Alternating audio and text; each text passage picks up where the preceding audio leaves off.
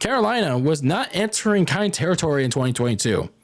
They finished 2021 with a 5-12 record, and they didn't really address the two biggest offseason questions of all: head coach and quarterback. Why those two things? Well, for head coach, they had the micromanager in Matt Rhule, the fool, still there. Why micromanager? Because, just look at the quarterback situation. Just look at how he ran that team in 2021. He still had Sam Darnold and PJ Walker on the roster, and they didn't exactly do great in 2021. And then they, for some reason, took on Baker Mayfield. They traded for Baker Mayfield from the Browns because, the Browns already got Deshaun Watson for a shit ton, and they made Baker Mayfield expendable. So, now they got Mayfield right before training camp, mind you. And Carolina's front office dipped their toes into big name quarterbacks like Deshaun Watson, Jimmy Garoppolo, and they failed before they settled on Mayfield. So it looked like another lost season for the Panthers because most didn't expect Carolina to make a playoff push. And there were a lot of people like me were just mostly concerned about whether Mayfield could resurrect his quickly dying days as an NFL starting quarterback. And, when was Matt Rhule going to get fired? So for the Panthers, they went on to prove exactly why they should have ridded themselves of Rhule the Fool last offseason as they started 1-4. You had a strong defense at least, because that's at least Matt Rhule's specialty, because his and Ben McAdoo's game planning, though, on offense was really bad. Baker Mayfield continued to regress, as evident by his 2021 with the skid marks. In fact, Baker Mayfield progressively got worse to the point where he would get benched in the second half of the game against the 49ers for PJ Walker.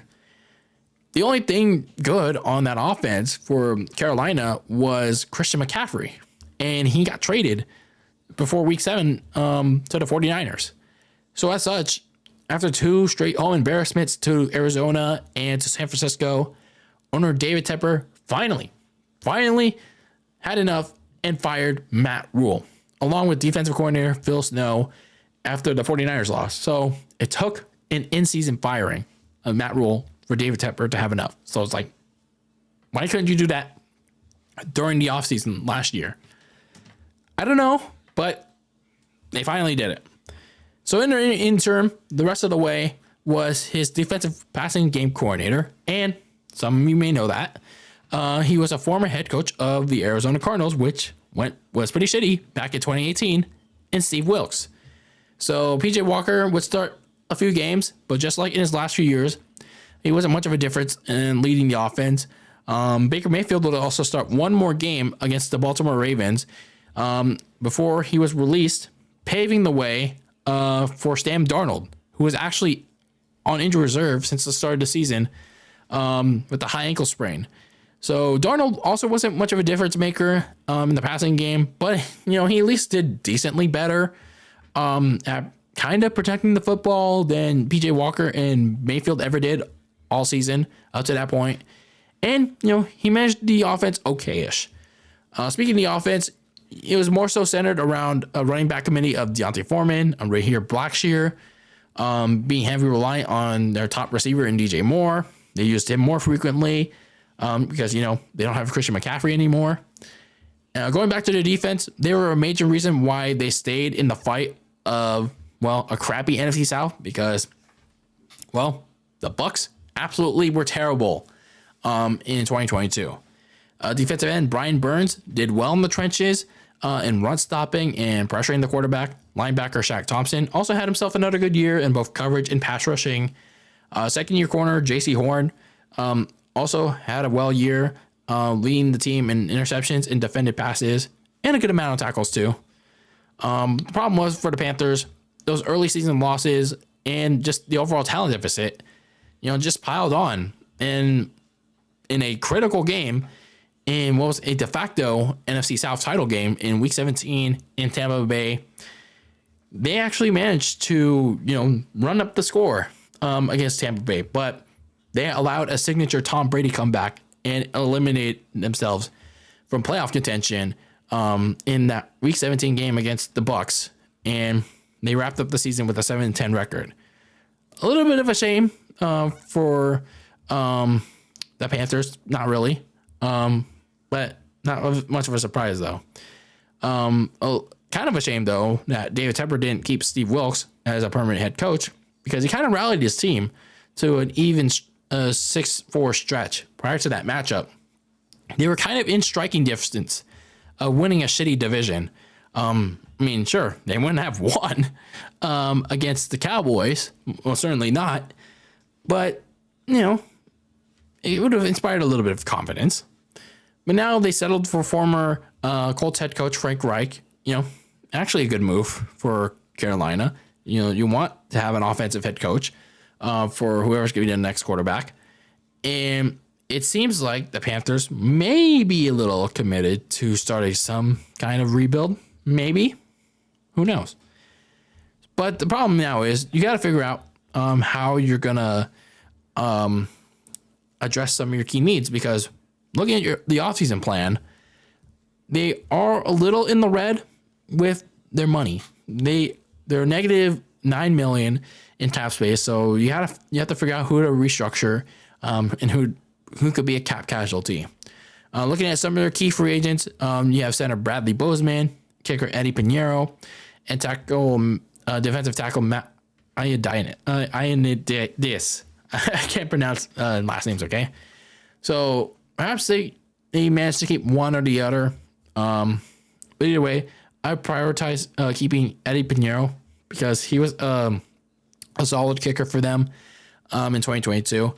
You do have the 9th overall pick in this NFL draft. And, you should use it on a quarterback.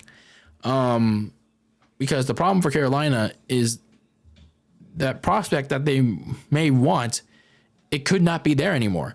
Along with the fact they still have a 3rd round pick they have Matt Corral on the roster, and they don't know what he's capable of. So if you're the Panthers and you see a top quarterback prospect that you like, whether it's at 9 or you trade up with whether it's the Bears or somebody else, you got to take it. You got to take what you get. If you see somebody, again, like I said just now, if you see somebody that you like at number 9, or what, if you trade up, you got to take it. You got to take a quarterback. It doesn't have to be the next Cam Newton or somebody that fits with Frank Reich, if that Frank Reich likes. Then you got to retool the offensive line because they can really block for shit, especially in the interior offensive line. And then you got to find a quality running back to replace the void. It doesn't have to be somebody like Christian McCaffrey, but somebody that can run really well. So, for the Panthers, they're entering an important offseason.